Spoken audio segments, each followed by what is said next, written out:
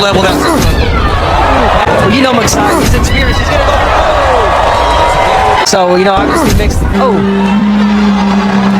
Lagi niyong sundan, huwag magpapahuli. Pag-usapan ni bakbakan. Isa na namang napakalaking bakbakan ang mapapanood ng mga Filipino boxing fans dahil ang former WBC featherweight world champion Here we go!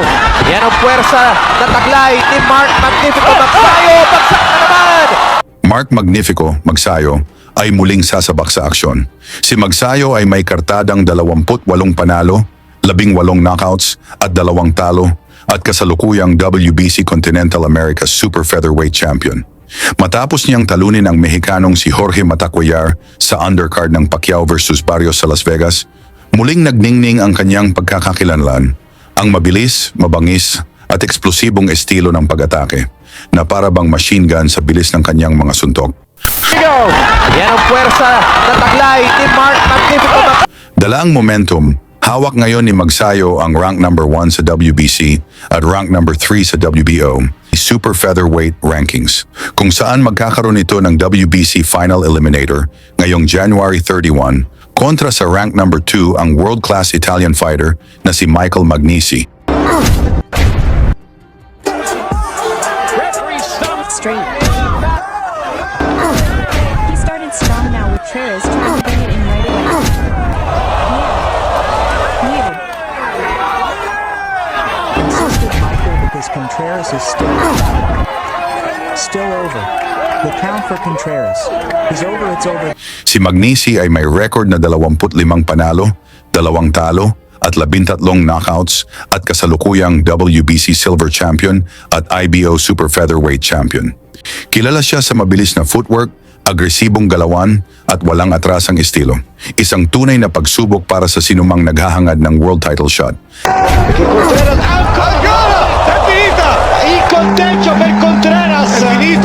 Ang mananalo sa kanilang sagupaan ay maging mandatory challenger sa WBC champion na si Osheki Foster. Upang mas maunawaan ang lakas ni MAGSAYO, panoorin natin ang kanyang impresibong performance kontra Brian Mercado. Sa laban na ginanap sa Thunder Studios, Long Beach, California, sa pagbungad ng unang round, agad na ipinakita ni MAGSAYO ang kanyang pamatay na kombinasyon. Sinalubong niya si Mercado ng solidong mga suntok sa katawan at kitang-kita sa reaksyon ng kalaban kung gaano katindi ang impact. or someone takes you out to dinner, you're going to have to earn every round, earn every single punch. And, you know, he's matched up with a man with 18 professional fights. We saw him with that left hand. So MAGSAYO's got to be ready. He's got to be alert.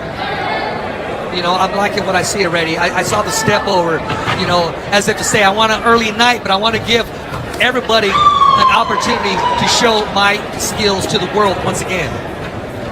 Saw that beautiful setup right there from MAGSAYO, and that's what we talked about in the dressing room. And that's what we talked about in the dressing room. I talked to him, I talked to his wife. Saw that beautiful setup right there from MAGSAYO, and that's what we talked about in the dressing room. I talked to him, I talked to his wife. He said, I can't overreach, I can't lunge in, and he's starting to do that. He's got to set up his punches with that jab. Extend. I agree with you. Don't get caught extending. You know, you never know what this man has. You know, counter puncher could sit down on something and wait for you to make a mistake. He needs to let his hands go. I mean, amongst y'all, I mean, he has to let it go.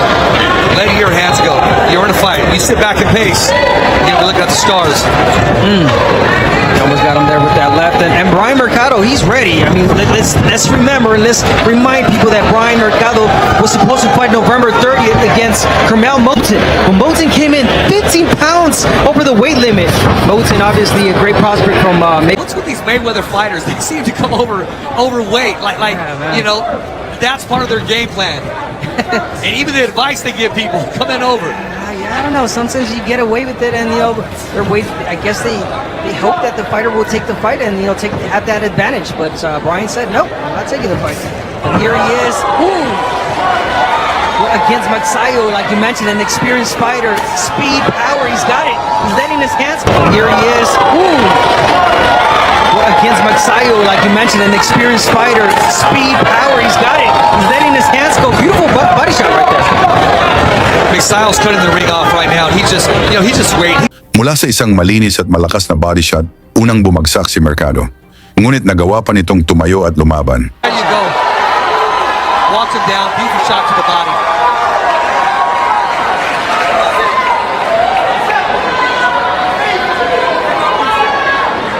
He dropped his mouthpiece. That's experience right there. A better move to catch some air, to gain a better move to catch some air, to gain opportunity to recover. Mouthpiece. That's experience right there. A better move to catch some air, to gain Mula sa solidong suntok ni Magsayo, bagsak ulit si Mercado bago matapos ang round. There he goes again. And I'm looking at the corner of Exile, and they seem to be irate, upset about something. I'm looking at Brandon They're Gibbons. probably talking about the mouthpiece that he's pepper. I'm looking at Brandon They're Gibbons. probably talking about the mouthpiece that he's pepper. Here he is again, Magsayo. Pagpasok ng round 2, dito na tuloy ang naramdaman ang bigat ng opensa ni Magnifico. Sunod-sunod na body shots ang tumama hanggang sa bumigay na ang depensa at tuluyang ibinaba ng referee ang hudyat ng pagtatapos.